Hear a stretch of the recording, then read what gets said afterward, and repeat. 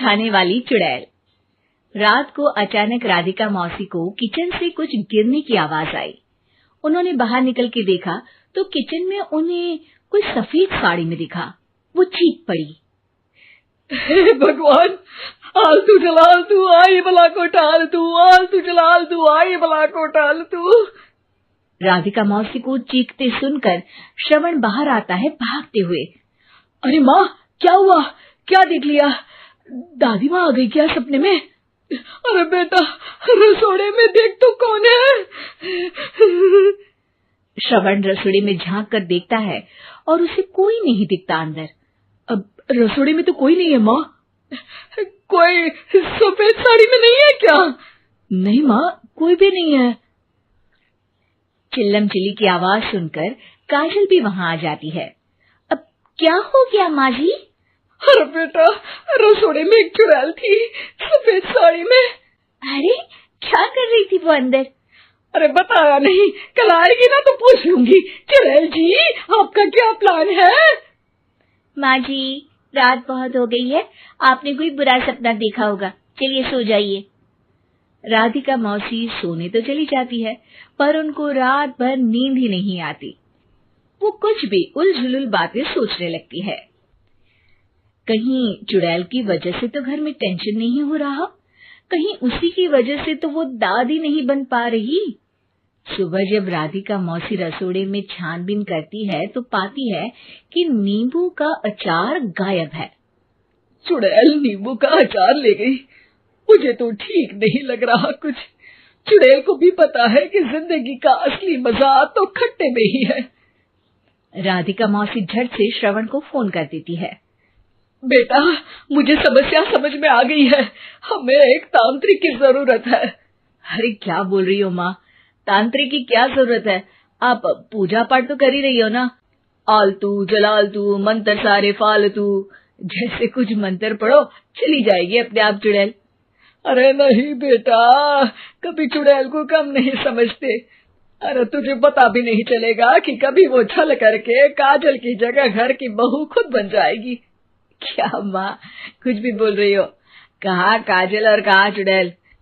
वैसे एक बात बताओ, काजल को अगर गाने के लिए बोल देना तो चुड़ैल काजल की आवाज सुनकर घर तो क्या, धरती लोग छोड़कर चली जाएगी। तुम ना पढ़े लिखे बच्चे हर चीज को मजाक समझते हो। तुम रहने दो, मैं खुद ही तांत्रिक को बुला लेती हूँ।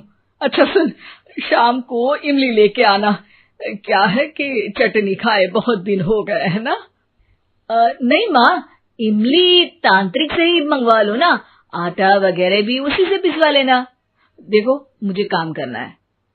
श्रवण रात को कई तरह की सब्जियों के साथ माँ के कहने पे चटनी के लिए इमली भी ले आया था, लेकिन राधिका मौसी के दिमाग में अलग ही फिल्म चल रही थी।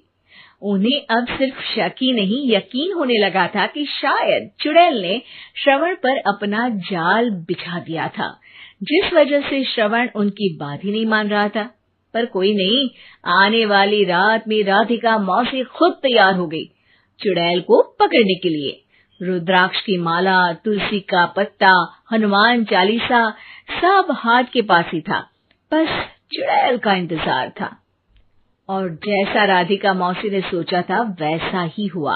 वो चुड़ैल उस रात भी आई, पर वो राधिका मौसी से तेज निकली और राधिका मौसी के उससे पकड़ने के पहले ही वो भाग खड़ी हुई।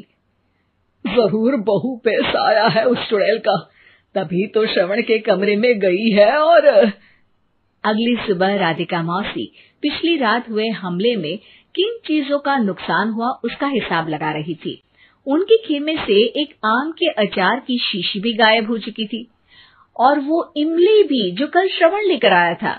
राधिका मौसी इस बारे में सोच ही रही थी कि श्रवण जल्दी से रसोड़े में आकर दवाइयों की पोटली ढूंढने लगता है। अरे बेटा, क्या हो गया?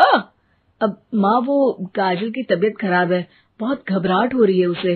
हे भगवान, मैंने पहले ही कहा था कि तांत्रिक को बुला लेते हैं, पर नहीं, अब देखो उस चुड़ैल ने काजल को अपने वश में करना शुरू भी कर दिया है। हालांकि श्रवण भूतों में विश्वास नहीं करता था, पर अब वो भी डर जाता है और राजी हो जाता है एक तांत्रिक को बुलाने के लिए। कुछ ही घंटों में तांत्रिक आ जाते हैं और राधिका मौसी तांत्रिक जी को सब बता देती है। घोर संकट, घनघोर संकट, चुड़ैल को मारू जोर चाकट, ओम भट स्वाहा खटखा के आहा। अरे ये क्या मंत्र है? मेरे खुद के ओरिजिनल मंत्र है, कल रात को ही लिखे हैं, अच्छे लगे तो दाद चाहूंगा। एक और मंत्र सुनो। अर्ज किया है आब्राकडाब्रा, दिल्ली बम्बई आगरा, चंदा मामा सोवरले सुरन मामू जारा। ये मंत्र है? अरे कोई 40 वालीसा पढ़ो ना।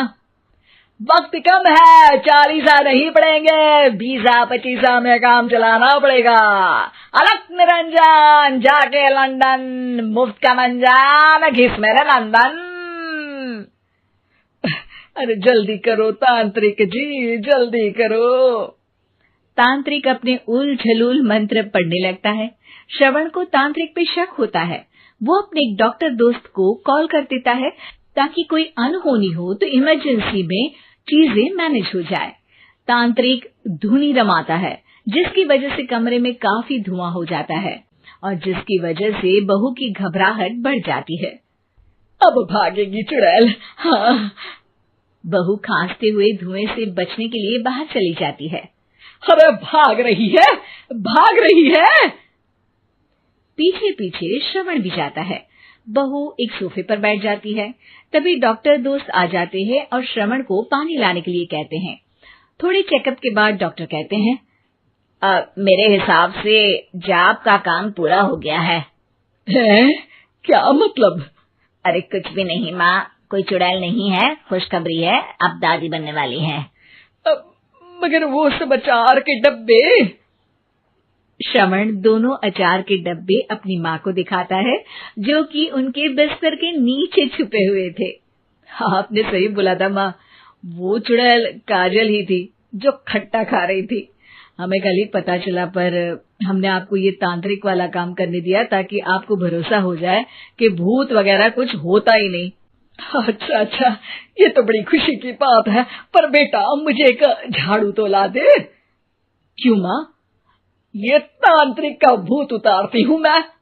अब तांत्रिक राधा मौसी के डर से घर से भाग निकलता है और राधा मौसी उसके पीछे भागती है। अरे संकट ये घनघोर है, तांत्रिक मुआ चोर है।